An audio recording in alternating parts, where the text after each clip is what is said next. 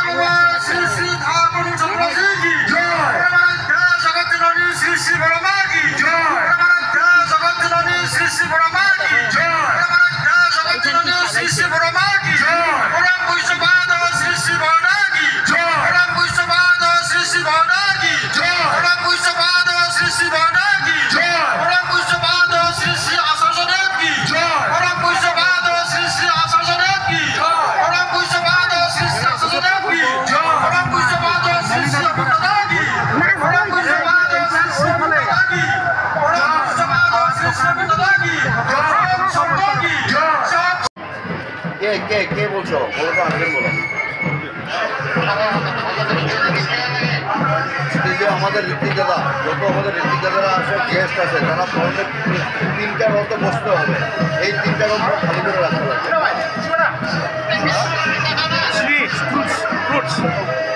রাজধানী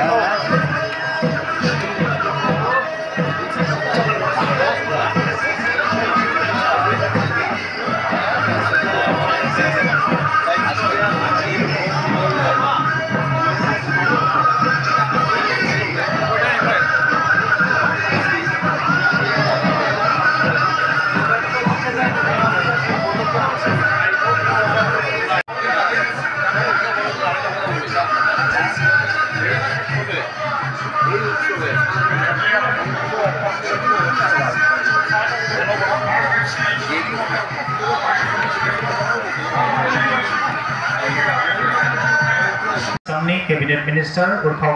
Gora Brahmo sir जोंनि नखरनिनो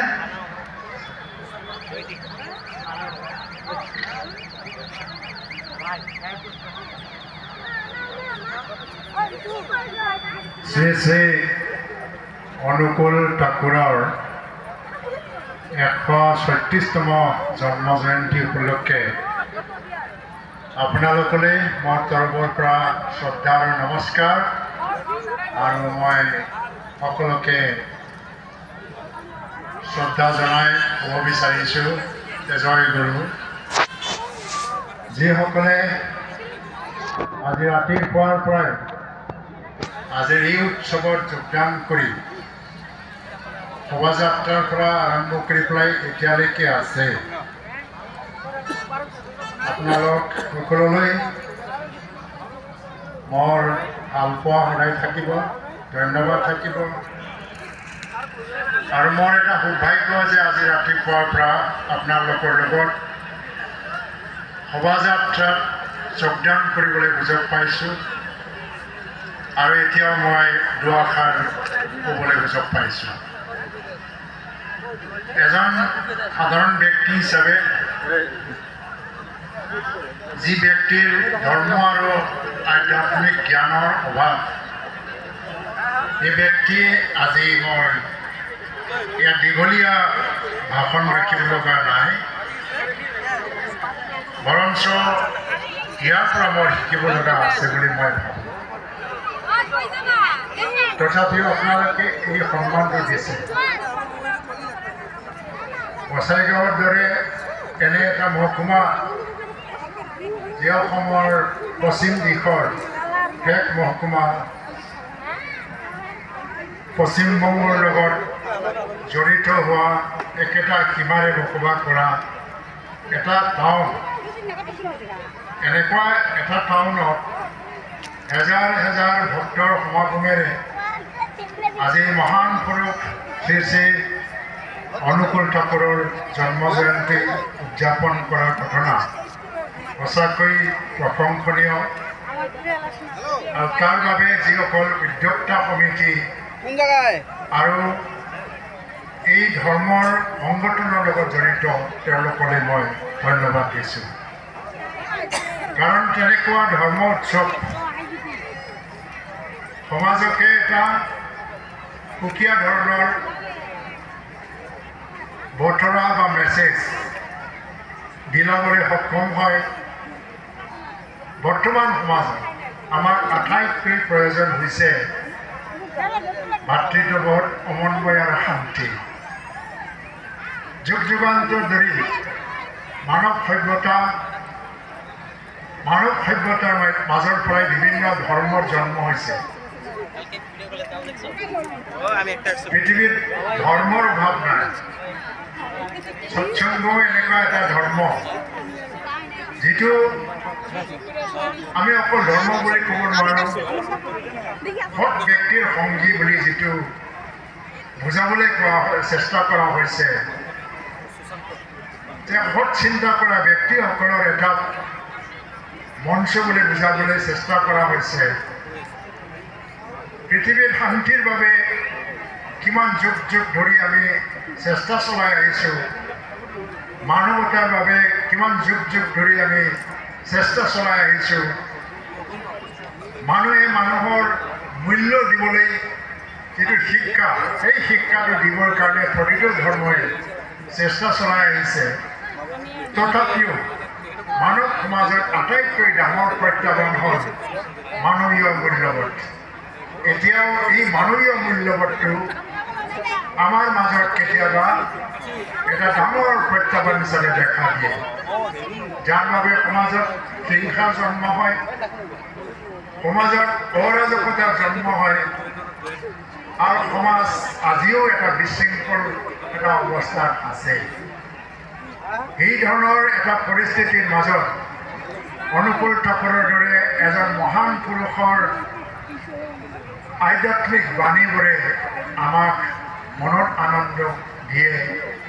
মনক এটা সন্তুষ্টি দিয়ে, আৰু সমাজক এটা নতুন ভৱিষ্যত দিবলৈ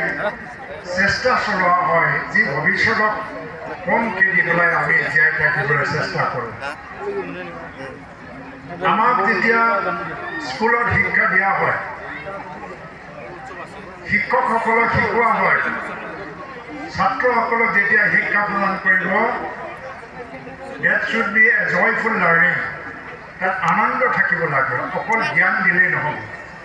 জ্ঞানটো লৈ পেলাই আনন্দ পাব লাগে। ধৰ্মৰ আধ্যাত্মিক শিক্ষাও আমাক এনেকৈ কৈছে, যিবিলাক আধ্যাত্মিক শিক্ষাই আমাক আনন্দ দিয়ে, মানুহক মানুহ হিচাপে চাবলৈ সকলোকে শিকায়। দ্বিতীয় অঞ্চল এটা সময়ত এনেকুৱা এটা অৰাজকতাত গুচি গৈছিল, পাৰস্পৰিক বিশ্বাসৰ অভাৱ ঘটিছিল, মানুহে মানুহৰ প্ৰতি এটা সন্দেহ অভাৱ, সকলোৰে মনত এটা সন্দেহত আমি দিন কটাব লগা হৈছিল। সকলোৰে প্ৰচেষ্টা আছিলে, প্ৰয়াস আছিলে, ইয়াত কেনেকৈ শান্তি স্থাপন কৰা যায়। প্ৰতিটো জনগোষ্ঠীয়ে পাৰস্পৰিকভাৱে মিউচুৱেল ৰেচপেক্টৰ মাধ্যমেদি কেনেকৈ জীয়াই থকা যায়। প্ৰতিটো জনগোষ্ঠীৰ মাজত এটাৰ প্ৰতি আন এটাৰ কোনো সন্দেহটো কেনেকৈ আমি দূৰ কৰিব পাৰিম, সেইটো কোনেও পৰা নাছিল। তাৰ মাজত কোনোবা উদ্যমী ব্যক্তি আহিল, দূৰদৰ্শী সম্পন্ন ব্যক্তি আহিল, কিছু ক্ষেত্ৰত সফল হ'ল। তেনে ক্ষেত্ৰত মই ভাবোঁ শ্ৰী শ্ৰী অনুকূল ঠাকুৰৰ দৰে জ্ঞানৰ বাণী আৰু আধ্যাত্মিক জ্ঞান মানুহৰ মাজত যেনেকৈ প্ৰচাৰ কৰিছে, এইটো আমাৰ যথেষ্ট সহায় কৰিছে। মই নিজে ইমান অধ্যয়ন কৰা নাই, শ্ৰী শ্ৰী অনুকূল ঠাকুৰৰ জীৱন সম্পৰ্কে মই ইমান অধ্যয়নো কৰা নাই, কিন্তু তেখেতৰ কিছুমান বাণী বিভিন্ন কিতাপৰ মাধ্যমত পোৱা যায়। প্ৰতিটো ধৰ্মই আমাক কি দিয়ে? আমাক জ্ঞান দিয়ে, জ্ঞানৰ লগে লগে এটা নীতি দিয়ে। এই নীতিৰ দ্বাৰা সমাজ পৰিচালিত হ'ব লাগে, আৰু নীতিৰ পিছত আমাক কৰ্তব্য দিয়ে।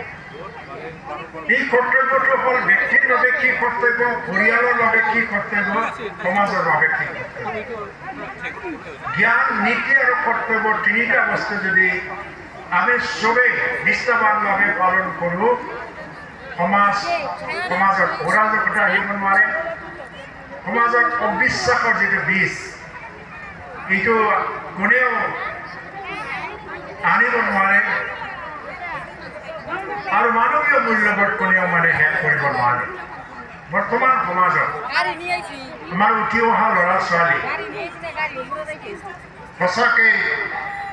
এটা ডাঙৰ প্ৰত্যাহ্বান যান্ত্ৰিকতা সায়েন্স টেকনলজি সায়েন্স আৰু টেকনলজিৰ জ্ঞানবোৰনো কি আমি আহৰণ কৰিব পৰা নাই কিন্তু গ্ৰহণ কৰিছোঁ সায়েন্স এণ্ড টেকনলজি তাৰ দ্বাৰা উৎপন্ন হৈছে এটা যান্ত্ৰিকতা মানুহ যন্ত্ৰৰ দৰে হৈ গৈছে তাতে যুৱ সমাজৰ মাজত উশৃংখলতা ড্ৰাগছৰ দৰে বিভিন্ন সমস্যাবোৰ দেখা দিছে এইটো সমাজৰ কাৰণে ডাঙৰ প্ৰত্যাহ্বান কিন্তু অনুকূল ঠাকুৰে যিটো মই জানো তেওঁ আধুনিক যুগৰ এজন ব্যক্তি আধ্যাত্মিকতাৰ লগে লগে তাৰ আধাৰতে ভিত্তি কৰি পেলাই তেওঁ আধুনিক সমাজ গঢ় দিয়াৰ চিন্তা কৰিছে তেওঁৰ বাণীবিলাকত দেখা যায় বিজ্ঞান আধ্যাত্মিকতা ব্যক্তিত্ব আৰু ট্ৰেন্সফৰ্মেশ্যন বুলি ইংৰাজীত কোৱা হৈছে ব্যক্তিক কেনেকৈ পৰিৱৰ্তনৰ দিশে লৈ যাব আৰু ব্যক্তি ছাত্ৰৰ লগতে সামাজিক ছাত্ৰক কেনেকৈ সামঞ্জস্য ৰাখি পেলাই আমি কাম কৰি যাব লাগে ইয়াত অনুকূল ঠাকুৰৰ জ্ঞান আৰু শিক্ষাই এটা মেডিয়েশ্যনৰ দৰে কাম কৰে মেডিয়েটৰৰ কাম কৰে মানুহক এই জ্ঞানটো দিবলৈ চেষ্টা কৰে বিজ্ঞান আমাক লাগিবই কিন্তু বিজ্ঞান কেনেকৈ গ্ৰহণ কৰাটো ভাল বিজ্ঞানৰ ব্যৱহাৰ কিমান পৰ্যায়লৈকে যোৱাটো ভাল আধ্যাত্মিকতা আমাক লাগিব তাক আমি পাহৰিব নোৱাৰোঁ কিন্তু বিজ্ঞান আৰু আধ্যাত্মিকতাৰ মাজত কি সম্পৰ্ক আছে আৰু ইয়াক লৈ পেলাই যেতিয়া ব্যক্তিত্ব গঠনৰ কথা আহি যাব আৰু এজন ভাল ব্যক্তিত্ব গঢ় দিয়াৰ লগে লগে ভাল সমাজ আহি যাব সেইকাৰণে এইবিলাক জ্ঞানটো দিব পৰা এজন মহান পুৰুষে বিশ্বক একত্ৰিত কৰিব পাৰিছে বিশ্বৰ মানৱক আৰু সত্যৰ আধাৰত প্ৰতিষ্ঠিত এটা ব্যক্তি আৰু সমাজ গঢ় দিয়াৰ এটা সংকল্প লৈ যে জ্ঞান বিলাই আছে সমাজত সঁচাকৈ আমি সৌভাগ্যৱান এই যুগত আমি জন্ম লৈছোঁ আৰু অনুকূল ঠাকুৰৰ দৰে মহাপুৰুষসকলৰ সান্নিধ্যত হ'বলৈ সক্ষম হৈছোঁ তেওঁ এটা কথা কৈছিলে Seek the company of those who love truth. Run from those who only seek your affection. যোনে সত্য ভাল পায় তেওঁৰে বন্ধুত্ব পাবলৈ চেষ্টা কৰক তেওঁৰ লগতে বন্ধুত্ব হওক যোনে আপোনাৰ পৰা মৰমে বিচাৰি আহিছে তাৰ পৰা অলপ দূৰত যাওক তেওঁ ভাল বেয়া মানুহৰ যিটো ডিফাৰেঞ্চ পাৰ্থক্যটো তেওঁ বুজাবলৈ চেষ্টা কৰিছে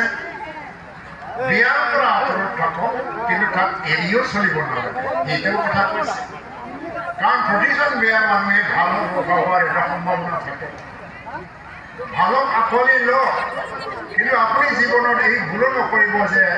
অকল ভাল মানুহকে লৈ আপুনি চলিব লাগে সমাজত বেয়া মানুহকো লৈ চলিব লাগে তো আজিৰ যিটো এটা শোভাযাত্ৰা গণমাৱেশ ইয়াত থাকিবলৈ পাই মই নিজকে ধন্য মানিছোঁ আৰু আপোনালোকৰ সৎসংগীসকলৰ মাজত মোৰ বহুতখিনি পূজনীয় ব্যক্তিও আছে জড়িত বন্ধু আছে যিসকলৰ সান্নিধ্য আৰু বন্ধুত্ব মই এৰি চলিব নোৱাৰোঁ জীৱনত তেওঁলোকৰ পৰা বহুত আশীৰ্বাদ আৰু মাৰ্গদৰ্শন পাইছোঁ সহযোগিতা পাইছোঁ মই নিজেই যদিও সৎসংগী নহয় তথাপিও মোৰ এটা এই ক্ষমতা বা জ্ঞান আছে যে যিয়ে নহওক সমাজৰ কাৰণে মানৱতাৰ কাৰণে সভ্যতাৰ কাৰণে ভাল জ্ঞান যোনে দিছে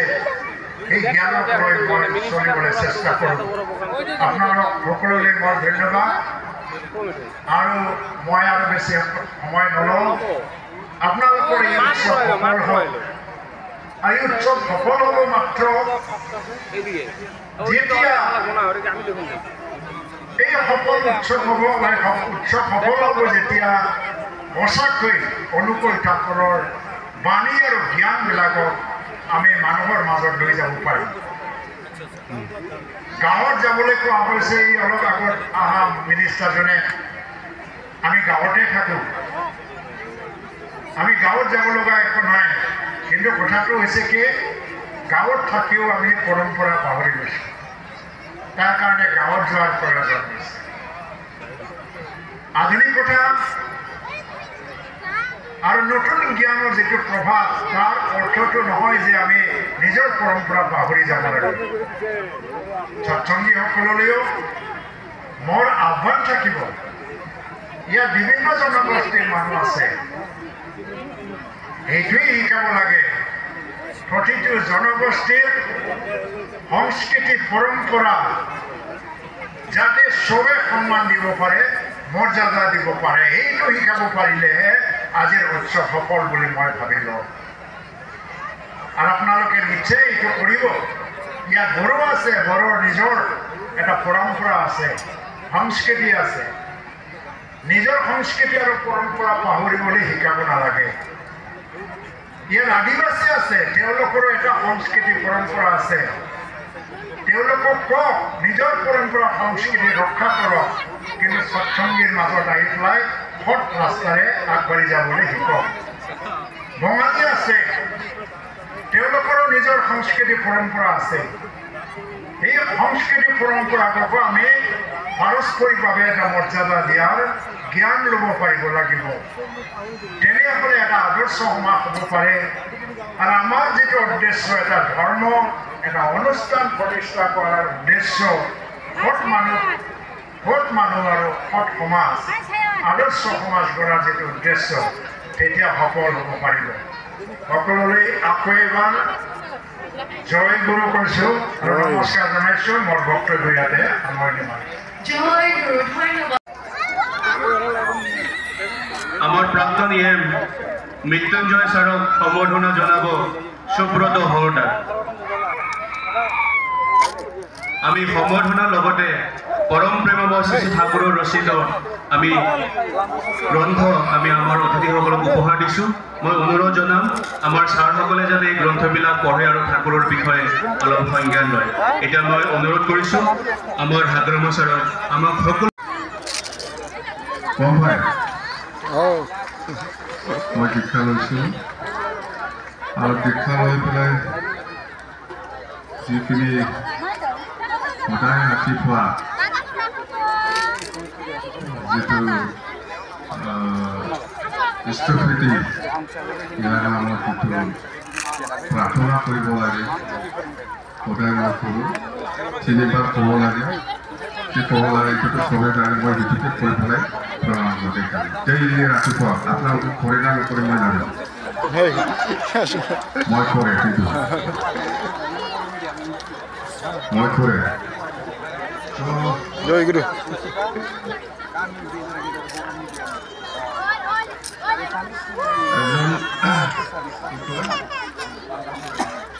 সকলো মানুহৰ সকলো ধৰ্ম নিশ্চয় ধৰ্মগুৰু থাকে এই ধৰ্মগুৰু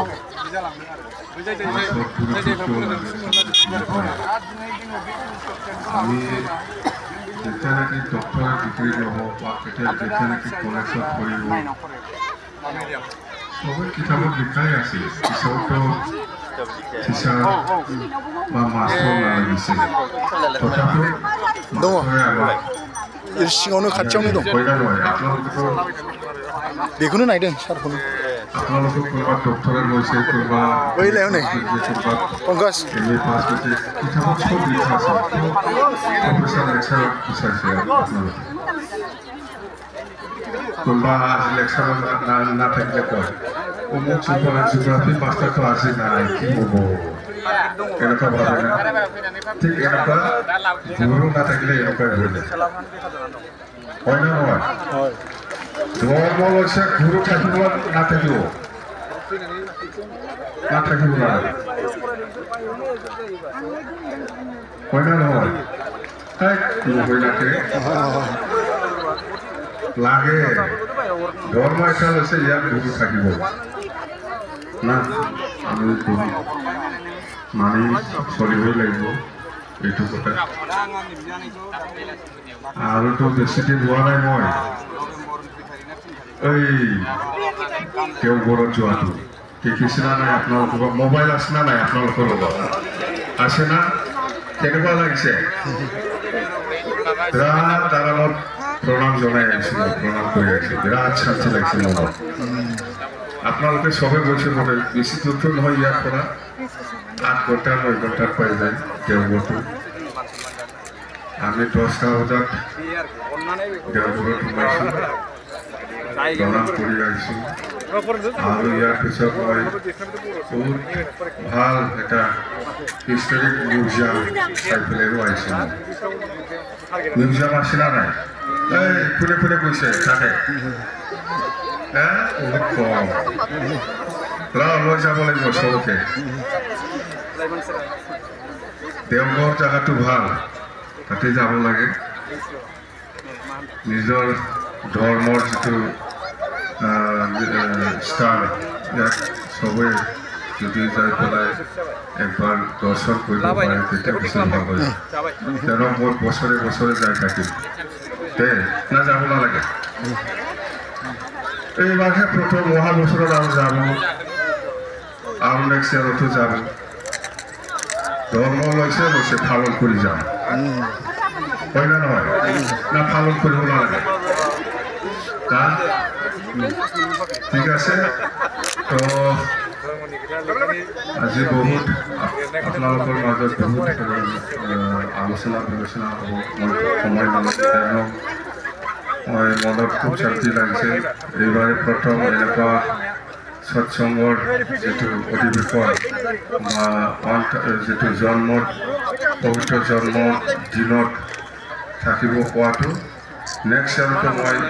এনেকুৱা জন্মদিন যিটো পালন ইয়াত মই নিশ্চয় থাকিব পাৰিম এইটোকে আশা কৰি মই মোৰ বক্তব্য ইয়াতে আনিছোঁ দেই থেংক ইউ তথা ছাৰে যাতে সদায় এনে সমূহ অসমবাসীক যাতে সেৱা দি অসমখনক আগুৱাই লৈ যাব পাৰে এই প্ৰাৰ্থনা আমি শ্ৰী ঠাকুৰৰ চৰণত আমি জনাইছোঁ মই আকৌ এবাৰ ধন্যবাদ জনাইছোঁ এতিয়া আমি আমাৰ মঞ্চলৈ নিমন্ত্রণ করে আনা আমার সুদূর জলপাইগুড়ি আমাদের কাছে একটা কঠিন সমস্যা আমরা এসে দাঁড়িয়েছি কঠিন রোগ হয়েছে কার কাছে যাবে অনেক অনেক আমি অনেকের কাছে শুনেছি এখানে জলপাইগুড়ি শিলিগুড়িতে টেস্ট করা হয়েছে বলছে অপারেশন করতে হবে বেঙ্গালুরু গেছি ভেলোরে গেছি ডাক্তার ওখানে টেস্ট করে ডাক্তার বলছে কিছুই হয় না তাকে ভরসা করুন বলুন